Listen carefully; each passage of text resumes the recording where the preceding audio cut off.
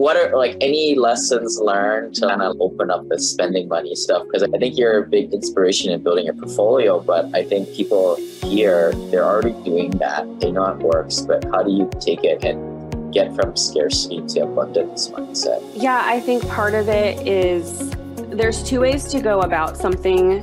You can try to figure something out on your own, and certainly you can do it. There's a lot of free resources out there, but you're probably going to make costly mistakes. It's going to take you a lot longer.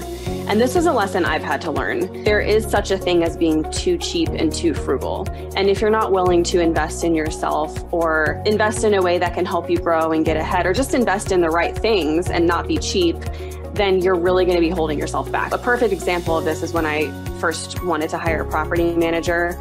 I was trying to look for ways that I could do it frugally and not give up so much of our rent money. And we had these two people that had been working for us, really hard workers. They did a lot of the cleaning and the maintenance at our properties. They seemed really intelligent, always went above and beyond. And we decided to hire them as employees of our company and train them on how to be our property managers. Everything started out great, but then 6 months in, my husband went to the rentals to collect rent one day from the lockboxes, and he realized there was a lot missing. And it wasn't just the normal tenant paying late, it was a significant amount. So we come to find out that the property managers stole $6,000 in rent that month and ran. We still don't know where they are to this day. And we found out they'd been squatting in vacant rooms and units in our properties for almost a year. That was awful, like such a violation of trust. The huge moral of the story is there are certain places where you don't be cheap. It doesn't make sense to cut corners because being cheap can end up costing you a lot more in the long run. And we definitely should have hired a reputable, licensed, bonded, insured property management company, and then that wouldn't have happened. Yeah, I call it CFE, cheap, easy, free.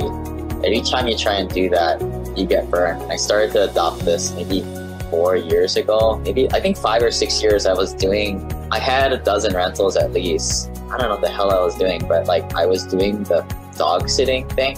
I was watching other people's dogs because I like dogs, but this one dog attacked me and I was like, what the hell am I trying to do? Trying to make a few $100 every other week. And I have the scar on my leg. That helped me understand that, yeah, don't be cheap, easy, free. And also, I think you're seeing like the syndication world, like a lot of this is like building networks with other pure passive accredited investors. Accredited investors can smell cheapos from a mile away. They know who they are. For sure. I think a big difference between non-accredited and accredited investors is that there's different goals. I think when you're first starting out, you don't have any money, but you do have more time.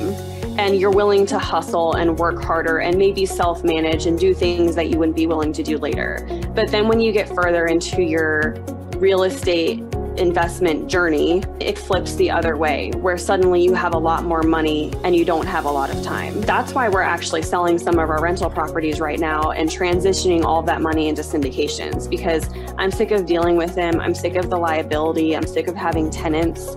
I would rather make a little bit less money. You still make great money in syndications.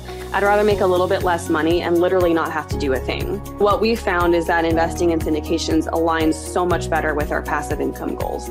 Another thing that accredited investors realize is relationships are the currency of the wealthy, but the right relationships with also abundance mindseted people, and if you want to call it accredited investors too. Not accredited investors, not saying they're bad people, but they just don't have money and they run on a different operating system, in my opinion.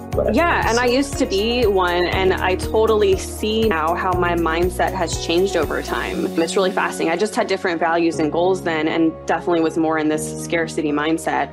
Now I've totally flipped in the opposite direction. But surrounding yourself with people, you're absolutely right, is the most important thing.